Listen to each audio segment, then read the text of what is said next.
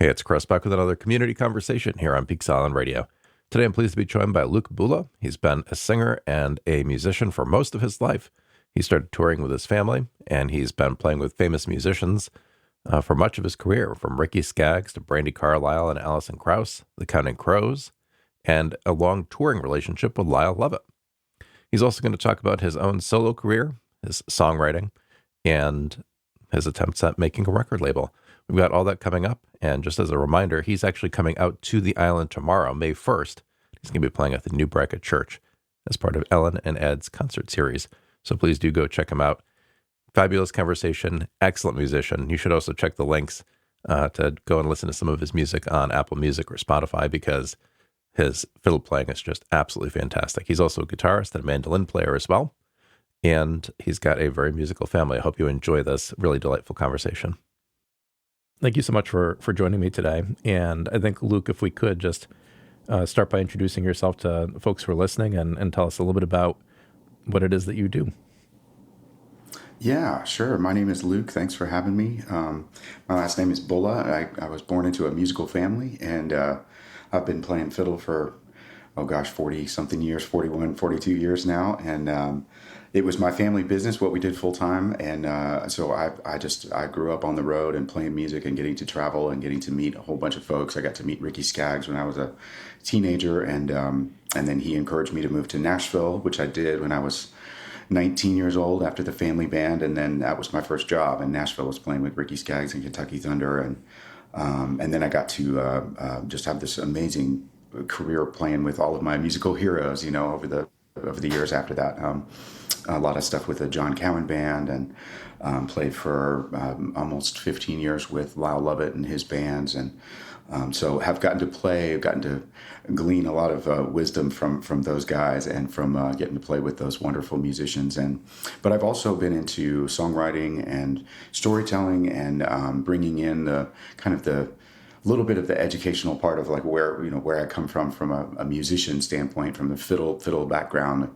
I grew up going to the National Old Time Fiddlers Contest, and there's a whole scene of fiddling and different types of fiddling. There's old time fiddling and Texas style fiddling and bluegrass style, and so I kind of get into that a little bit in my show, and kind of display some of the differences and play some different tunes from some different genres of some of my favorite things. And then there's a lot of original songs in there, some stuff that I've written. And then about 10 years ago, my friend Brian Sutton produced an album for me in Nashville.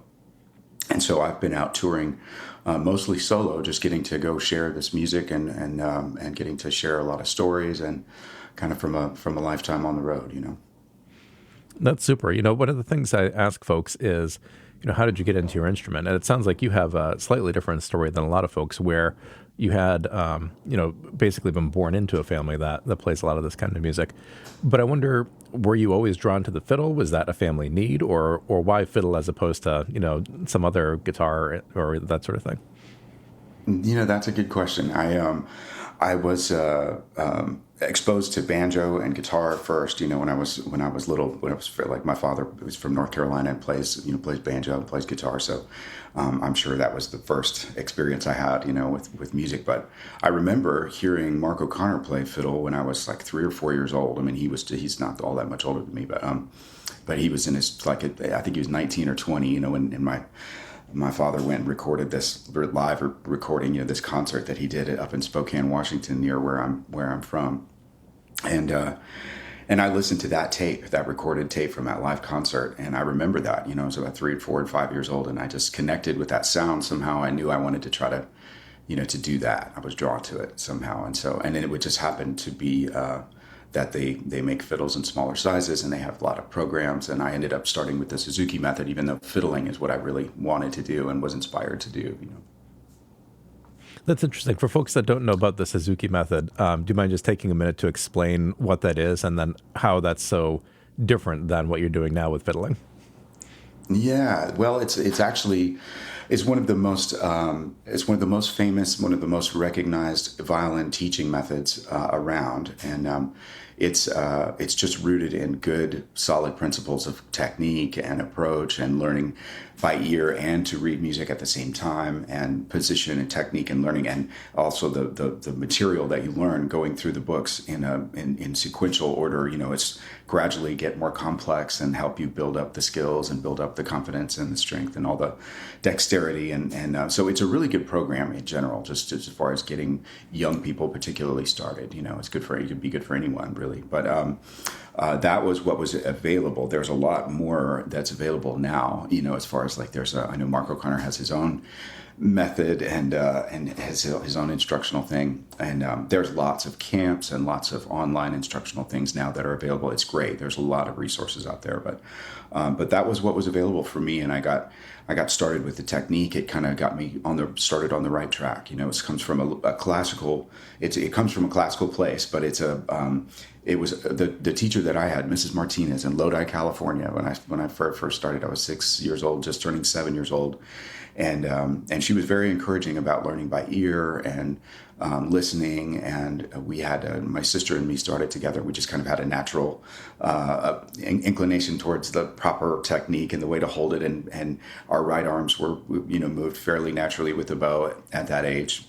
And so, yeah, we just kind of took off with that. That Suzuki method was really, really helpful in getting us off the ground, That's neat. And what I've heard from other folks that play traditional music is that classical training, while good, is actually quite different than the way you would pick up, say, a fiddle tune. And I wonder if you could talk about that dynamic and then how it played out for you, having that classical training and then jumping into something that's more spontaneous, maybe. Yeah, that's a very common thing that folks notice. There's a different sound, and a different approach in playing classical music versus playing fiddle music. They can be much more closely related, and I think there's a lot. In fact, I think Mark O'Connor has done a lot to bridge that gap. He's kind of a contemporary. He is a contemporary composer, kind of modern classical music, but it comes from it's all very much informed by his experience playing fiddle music, and it's this very American style of fiddling. It's a truly an Americana thing. This subcultures of these different styles of fiddling that are they're huge, and he's been able to incorporate this kind of generally these things into more classical pieces, and he's brought these two worlds together, which is really cool. The way that I started out was, I was inspired to play fiddle music. I wanted to play fiddle music. I wanted to play fiddle tunes, and I wanted to try to play in the fiddle contests and everything. They have this thing called the National Old Time Fiddlers Contest, and it's held in Weiser, Idaho.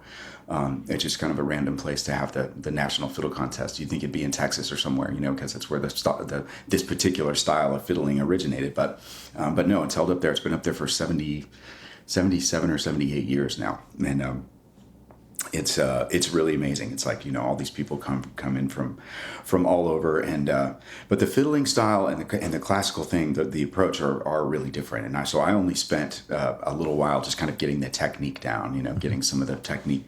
But then I pretty much right away, I'd only been playing for a couple of months when I left the Suzuki method and had some fiddle teachers. But it was really it was important to my father and to me that we kept up that technique and maintained the proper technique. And when you do that, there's just so many more options and so many things. I think there's a very trained and formal way of playing for classical music that's required for the type of music that it is. It's very complex and it's very demanding, physically demanding, and it can be only played when it's when you have that kind of training and that strength. And there are certain things in the fiddle world that are like that, I think, but it's just a whole different approach. Like you said, there's a lot more spontaneity, a lot more improvisation, a lot more just kind of adjusting to the group, the ensemble that you're playing with in the moment, and a lot of listening and kind of trading back and forth and that kind of stuff. So generally, overall can be maybe a little more immediately fun. Both can be very rewarding and just in different ways. Mm-hmm. As I'm hearing you talk, I'm thinking about the fact that you play some of that more back and forth, spontaneous fiddle music, and the fact that at the beginning of our conversation, you talked about the numerous acts that you played with. Lyle Lovett, Ricky Skaggs, Brandy Carlisle, Counting Crows. And I wonder, do you attribute any of that success and playing with those more mainstream acts to the fact that you have that sort of diverse skill set where you were classically trained, but then also have that deep interest and that foot rooted in the more spontaneous, like bluegrass sound? Absolutely. I think the more well-rounded that I could be, I definitely had my preferences. Like the Texas style fiddling, the contest style fiddling is so cool. It's different than bluegrass in that it's full of eighth notes. There's a lot of voice leading, a lot of accidentals, and the melody really flows. And there's a lot of opportunities for kind of naturally putting in energy and drive and what they call drive, into certain passages or whatever. But yeah, the classical, the experiences that I had listening to classical music and also just listening to tons of music growing up and listening to a lot of fiddle music, both in the way of like fiddle tunes, but also the way that fiddles played in old country bands, the way that the fiddle would walk around, and that style is really fun and rewarding. I love getting to play that stuff. I don't get to do it all that often, but when I do, it's really fun. But yes, having that little bit of classical training, and then all of those fiddle tunes, learning hundreds of fiddle tunes, with full of eighth notes, and it's all up and down the fiddle neck, really prepared me for the things that I needed to do in Nashville. Got me off on I had a really good foundation when I got there. You had played with a number of, famous recording artists, and then I understand that you were in a couple of different bands and collaborations. One really caught my attention as a former history teacher, the Works Progress Administration. I wonder if you could tell a little story both behind the band name and then also behind that collaboration that you did. Yeah, that collaboration was born out of that was such a cool thing. I was so excited to get to be a part of that. Kind of a dream come true. It was my friends Sean and Sarah Watkins from Nickel Creek, who I met when we were kids. We were 9, 10 years old when we met, and then we'd get to see each other every year at some festivals and IBMA and things like that. The International Bluegrass Music Association convention was always something we looked forward to, because it was that and a couple of festivals were like the only times that as youngsters we could get out and stay up late, jam, and go play music together late into the night. It was really, really fun times. But yeah, so grew up knowing those guys, and my sister and I moved to Nashville in February of 1999. And then shortly thereafter, probably about maybe a year later, Chris Thiele moved down to Nashville from Kentucky and moved in with us. And the three of us lived in a place together. And so Chris and I wrote some music together. Nickel Creek recorded one of our songs, and just have been friends with those guys, and especially back then, we were spending a lot of time together. And Sean and Sarah Watkins were, for a long time, have been doing this residency at this place called Largo at the Coronet out in Hollywood. It's a really cool historic theater. The Coronet was where Fred Astaire and Ginger Rogers used to rehearse their dances, and the dance studio on the upstairs and the second floor is still there. And I've been in there, played music in there a bunch and stuff. It's really cool. But they have a little bit of a bigger room and a tiny, tiny room, and they'll have music going in both places. And Sean and Sarah had this monthly, gig. I can't remember how often they did it. I think it was every week. They were around town for a while. I don't know how often they do it now, but it's still going. But we were having the band was like Ben Montent from Tom Petty's band, and he's been around since like the Mudcrutch days, and then all through the Heartbreakers and all that. And then we had Pete Thomas and Davey Farragher from Elvis Costello's bands on bass and drums. And then Greg Leese on pedal steel, and we had a little bit of a rotating cast. But Glenn Phillips, the lead singer of a band called Toad the Wet Sprocket, was the other kind of lead frontman member of WPA, and so it was Sean and Glenn and me and Sarah. But Sarah, at this time that we recorded and released that record, Sarah's solo career was starting to take off, and she was pursuing that quite a bit. So it ended up being Sean and Glenn and me quite a bit when we went out to tour. But we made a record. We started touring in 2007, kind of in some configuration, and then by 2008-9 we had decided on a band name. We went through quite a process to get a band name. We had a few that we really wanted, but they were taken already, and we couldn't get around that. So we ended up settling on the WPA. And then what was really fun was to kind of get into some of the artwork, to like that in that style from that time period, and like getting some, that was a big part of our album artwork release. But that doesn't, people just get the digital copy, they don't see all that stuff. Yeah, but that was such a fun band. I mean, I got to write a song with Glenn, and one of my songs that I wrote was on there, and getting to play. We did we recorded in the San Fernando Valley, and Greg Lease and Sarah and I did a lot of live string parts together. We played a lot of stuff live as we recorded, and each of us kind of took turns singing, and we got to do some really fun harmony parts, and that was such a cool thing. I was really, really excited to get to be a part of that whole deal. Cool.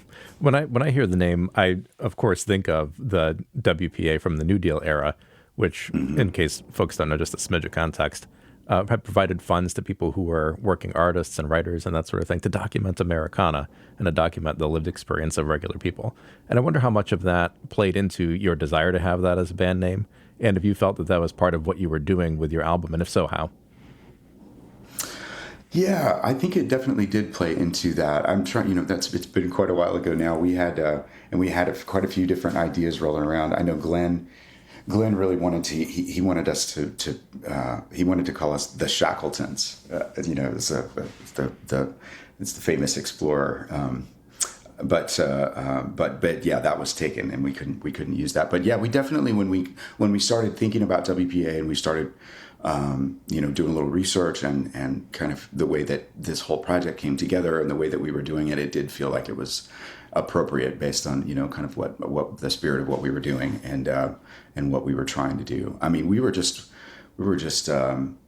so excited to get together. I mean, we were having so much fun playing those songs and putting that list of material together, playing it live, that it was a while before we got to the recording, but it was really fun to get around to doing that. And yeah, for sure. I mean, that the idea that, documenting and sharing, and just kind of what was going on with the New Deal at that time, it's like starting to to turn around, and some hope and all that kind of stuff. There was a lot of points that we were drawing from there, I think, in that name.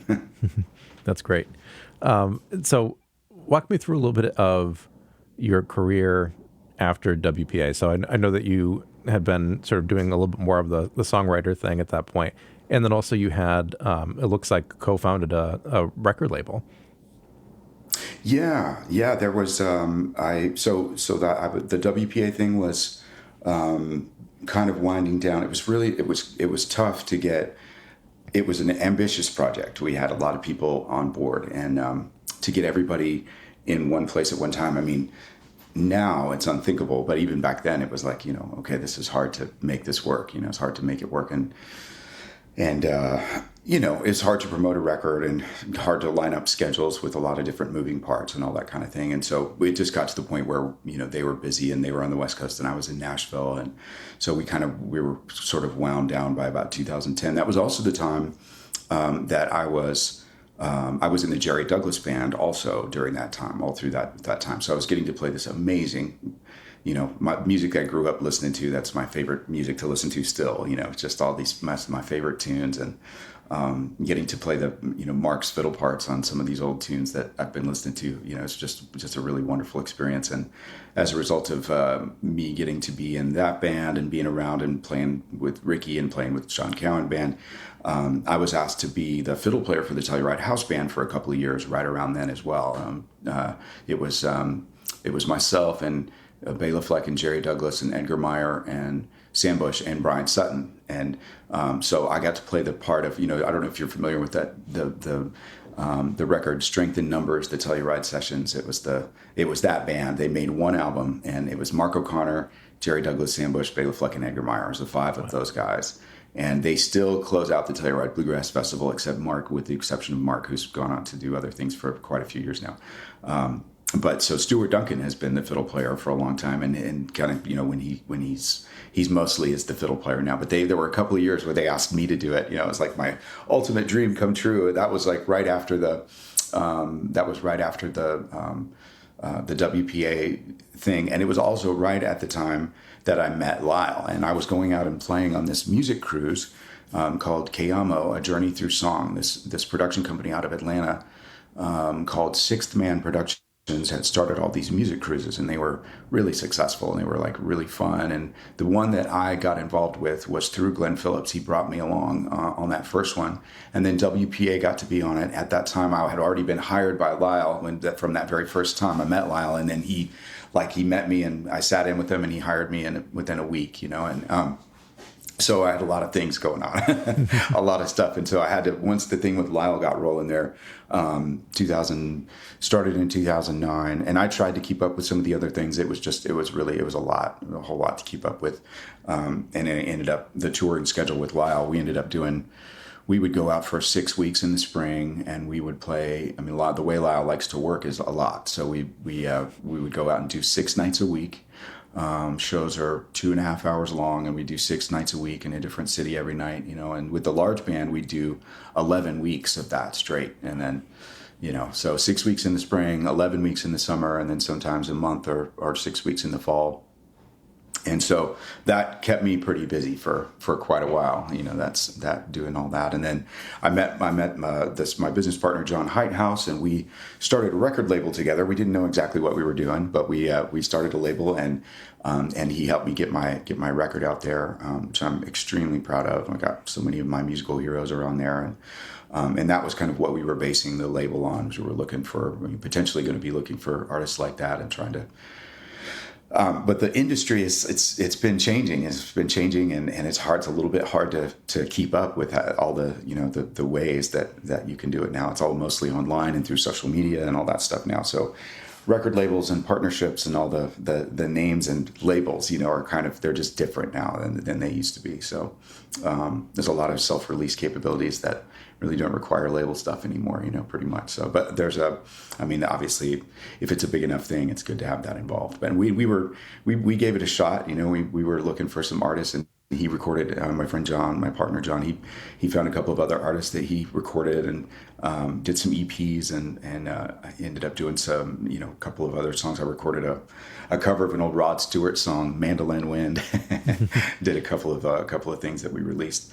And then just continued to play with Lyle right up through the pandemic. I moved to Nashville, like I said, in '99, and then it was growing in a way that was just really hard for me to keep up with. I always lived right in the city, and I had been thinking about leaving there for a little while. So in June of 2019, I moved down here to Austin, where I live now, and now my family's here, and been down here for about 7 years. And in 23, after the pandemic, I went out in 22 and did a little more touring with Lyle, but I had a little girl in 2020, and so it was really hard after being home with her for a couple of years there, not going on the road. It was really, I couldn't imagine, having to leave and go out and tour that much again. So I made a change, and now I'm just going out and doing my own thing, and I'm collaborating with John Cowan a lot this year. We're doing a lot of duo shows. We're playing at Earl Scruggs Festival, and we're playing a Mountain Song Festival, and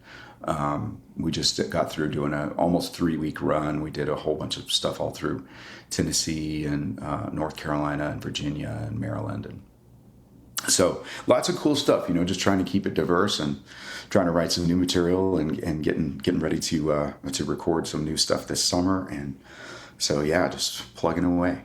That's great. Yeah, with a look towards your time out here on Peaks, I want to hear a little bit about how you've made that change now from the very intense touring schedule to now doing something a little bit more family-oriented. How do you make that all work for yourself as an artist and also as somebody who's trying to be a good spouse and a parent too? Yeah. That's a tricky part, I guess, but it's all about balance. And that was the thing that was, when I was younger and when I didn't have children, it was much easier to just jump in the bus and go for, 3 months straight or whatever it was, or almost. And, just kind of easy to get in the mode, the touring mode. And, but definitely is a whole different dynamic when you've got, family at home, and it's not really convenient to, there's not really enough time off. It's usually just a day a week or so to try to fly home and back or fly them out or whatever. It's just, it was a little bit, prohibitive, And so I had also had just been trying to do this, my a solo thing, just kind of my own thing for a long time. It was very hard for me to turn down. I kept getting these wonderful offers to play with people that were my heroes, and it's just so hard to say no to to a lot of these offers that I got. I mean, I feel so fortunate, so blessed to have been asked to play by all these people, including got to write a song with Guy Clark back in the around the same time I started with Lyle. It was in 2008. I got to write with Guy and got to know him, and then got to know him even better once I started with Lyle. And Lyle and he were close, and he would come sit on the stage while we played. He would sit there, and I several times I got to sing the song that we wrote, together for him, for the crowd there, and but just so many wonderful experiences that were pushing me in this direction of sharing my own stories and my own music and bringing my own artistry to the just a little more to the forefront, and not being a sideman all the time, and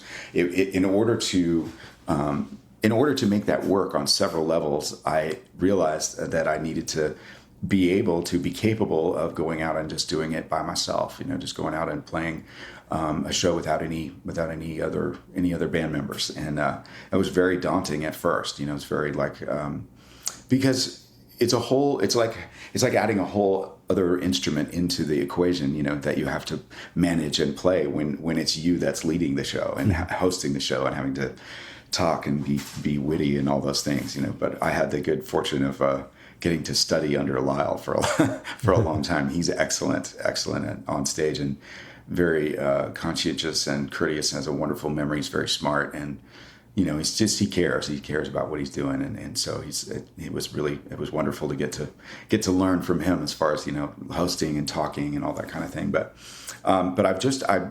it took me a minute to figure out. Those first few solo shows were just they were a little shaky, and I was trying to figure out how to make it work. But then I realized that people just want to hear. A lot of times my story is unusual. It's unique, and it's interesting to folks. And so when I'm able to relate that through the songs that I've written about it, and then also the stories that I tell that go along with it, there's a lot of funny situations and funny stories and interesting stuff, folks seem to enjoy it, hearing that kind of thing. And so once I realized, hey, I can just tell my story, I can just be real and just tell my story and do my thing, and people seem to be into it. And so that was really uplifting and encouraging to me. Now I do miss playing with other musicians. Anytime I get to play on stage with another musician and there's like a shared, load there, a shared responsibility, and the ability to communicate back and forth and to kind of bounce things off and whatever, or even hide behind a little bit, but when it's all me, all the whole thing, it's like it's all out there, so it's just it's been about embracing the the discomfort and letting it wash over me, and and just trying to bring everybody into just to get to be there and to get to be a part of an experience with you all. It's just, it's what I try to do everywhere I go, and it ends up being a pretty joyful experience. Now, when you come out to Peaks, what should folks expect? Obviously, you told us a little bit about the way that you like to approach it. But what should folks expect? Are we going to hear a lot of your own original music? Are you going to be playing covers of others as well? Or what's the blend like going to be?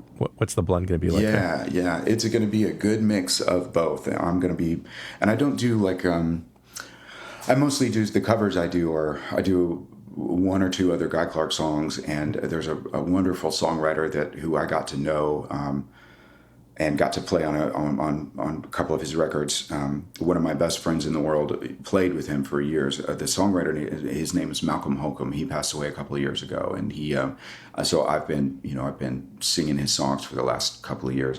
They're wonderful, and I love them. And I'll talk about him and talk about some of the stories. When I moved to Nashville, he had been there not all that much longer than me, and was working as a fry cook, and that had before he got a deal, and he would come out of the kitchen and come up on stage and play. And anyway, just really cool stuff. So I've got some I think it's cool. Hopefully y'all will too. So I'll sing some of his songs and tell some of those stories. And then there's a couple friends of mine who I've recorded with, who I work with. This friend of mine, Jared Tyler, a songwriter in Tulsa, Oklahoma, and he's just one of my favorite writers, and he's a wonderful artist. If you have a chance, check him out. He's got great music out there. But he and I have written stuff together. We co-wrote a song with Brian Sutton on my album about it's a true story about a family in Oklahoma. This fiddle Texas dance hall fiddle player guy, and he was was elderly and passed away, and what happens with his family and his instruments and this whole story this kind of came out. And so there's a lot of that kind of thing that will be, and then I'll sing one of Jared's songs as well, and I'll sing some bluegrass standards and some so it's a good mix. And I do a little bit of, I go into the fiddle contest thing as well, where I'll talk about what the fiddle contest is like, and I'll demonstrate the different types of tunes and talk about what you have to do, and it's a little educational part in there too that I think people find entertaining. Yeah, that sounds great. And yeah, I think the behind the scenes stuff is amazing. People love to hear that, number one. And then number two, one of the things I was thinking about when I started to look into your story about basically having played in bands and in groups your entire life is, if my kids really wanted to, become musicians, what would that be like? And I think taking a look at your experience and hearing your experience probably is inspiring to a lot of folks like that. And maybe even now you have some words to share about what people could do to encourage their kids musically without, sort of damping that fire and like making them be like, I don't want to play anything. Oh my gosh, that's a tricky one. Our children are 11 and 5, and they both are, my wife is a fiddle player. We met at the National Fiddle Contest when we were teenagers. And so there's fiddle is just, it's through and through. It's just all the time. It's just a lot going on all the time. And so they are into it, and they love to compete in fiddle contests. My wife doesn't perform in any other capacity. That's all she wants to do is play fiddle tunes in the fiddle contests, and so that's her thing. It's super fun for her. And so just by virtue of the fact that it's all around all the time, my daughter she is absorbing it, and she knows like 30 tunes, and she sings and plays, and she's all into it. And so I think it's tricky. It's like, and I'm very, very careful. I was pushed really hard when I was young, and it was important to me not to do that to my children. And so initially I was open to the possibility that maybe they wouldn't be into music at all, or whatever. I was thinking I just want to see what happens, but I think it's a lot of encouraging, setting up an environment where it can be shown that it can be done, and that it doesn't require, that it can be fun, and that it can be something that grows and builds on itself without an extreme amount of effort. It's not some huge daunting thing. But young people, especially when they get started, I admire when people are my age or older than me and they get started as an adult. I admire that, and I teach a lot of folks like that. I know I do teach as well, and I teach a lot of folks that are doing that, and I think that's wonderful. It's like me with painting. I've never been an artist, but I enjoy to try to do it from time to time. But when young people get started, they don't know what they don't know. They don't know what's too hard or what's too much or whatever. And so they just do stuff, and it's really cool to watch that happen. I think if there's a way for parents or mentors or teachers to be able to connect young people with a little bit of that light, a little bit of that spark of like, oh, wow, this, it's like that goes a long way. And one of the things that does that best, in my opinion, is and one of the things that had the biggest impact on me when I was 6-7 years old was going to a festival or a fiddle contest or some type of event or a concert where you get to see and hear, and there's the person is or there's like you get to see other young people. That was a big revelation for me when I saw how many other young people that were my age that were doing it. I was like, okay, cool, I can do that. I'm into this. This is what we're all doing, and so it was great. So yeah, the more inspiration like that you can do, and then the as far as like the technical part and the more difficult parts of the tedious practice and all that is trying to kind of minimize the focus on that and maximizing the elements of fun and accomplishment and that kind of thing. There are inevitably you have to put your head down and go to work, but that's part of it. But yeah, I think I don't know. There's just so many opportunities now online. There's so many young people that are playing. There's so many young people that are I mean, there's just so much access to this information so that, like I see young people online, and that's what I see when I scroll, and it's that my feed is full of these young people that are prodigious and amazing. I'm like, wow, that's so cool. It's inspiring to me. So yeah, hopefully that has a big enough impact and will ignite the spark, strong enough so that it will fuel through some more challenging work periods. Mm-hmm. That's great. And as a way to sort of wrap up our really delightful conversation, I'm wondering if you could talk about sort of on this end, after you've been playing for, 30, 40 something years, how do you maintain that spark? How do you keep the love of what you're doing alive after all this time? That's a great question. It's been challenging over the years at various times. It's been kind of challenging. And there were times when it partially due to the fact that it's all I've ever done. I've never actually had another type of job. It's just been the only thing I've ever done with my whole life since I was very young. I started singing on stage when I was 4. So, and then with the family started touring not too long after that. So, it was a whole different thing. But one of the things that I love about getting to do this now is the inspiration. Like I was saying, the inspiration of children, I guess. When I had my children and the way that I was worried about it initially. Now it's just such a pervasive part of my life that I don't actually really think about it on that level, or didn't until now. I see my kids, they're having these flashes of inspiration and excitement, and it's connecting with them. They're getting inspired.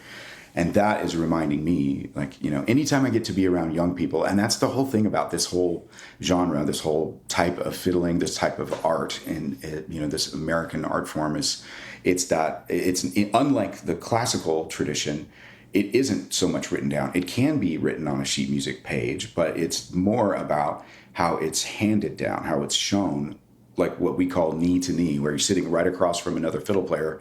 One is the teacher, one is the student, and then those roles change, over time, and it's just to turn around and show it to the next generation, knee to knee, like, no, do it this way, no, like try moving your bow this way, and like just doing so that kind of hands-on stuff in it. So anytime I get to be around that kind of environment where it's passing on the torch or helping the next generation, or just passing on something that I figured out or have learned, it's that ignites that spark. I mean, that keeps that going for sure. And now that I have children, I'm appreciating on a whole deeper level. It's really incredible. That's amazing. Well, thank you so much for that really insightful and thoughtful answer. I appreciate that. We do have just a couple minutes left. Any final thoughts for folks about what to expect coming up at the concert on Friday? Let's see. I just like I'm going to do some of my I start off with a fiddle tune, some of my favorite Bill Monroe tunes. And, if, I might do like I might try to do a tune at the end, like a song that, like, Will the Circle Be Unbroken or something. Mm-hmm. Depending on the audience, I may try to get folks to sing along with something like that, if we can find it. But yeah, it'll just be a kind of a journey through my history and music, and with some key stories weaved in there. Wonderful. Well, I'm really looking forward to it. This has been a really delightful conversation, and it'll be great to see you on Friday. Thanks so much, Chris. Mm-hmm. Yeah, I'm looking forward to it. Thanks so much. Thanks for listening to this conversation from Big Silent Radio. If you liked this talk, please do subscribe in our podcast feed. You can go to your favorite podcast player and search for Peak Silent Radio, and you can just click the subscribe button there. It doesn't actually cost anything, but you'll be able to follow the show and get any updates that you want. You can also subscribe to our email newsletter by going to peaksilentradio.com.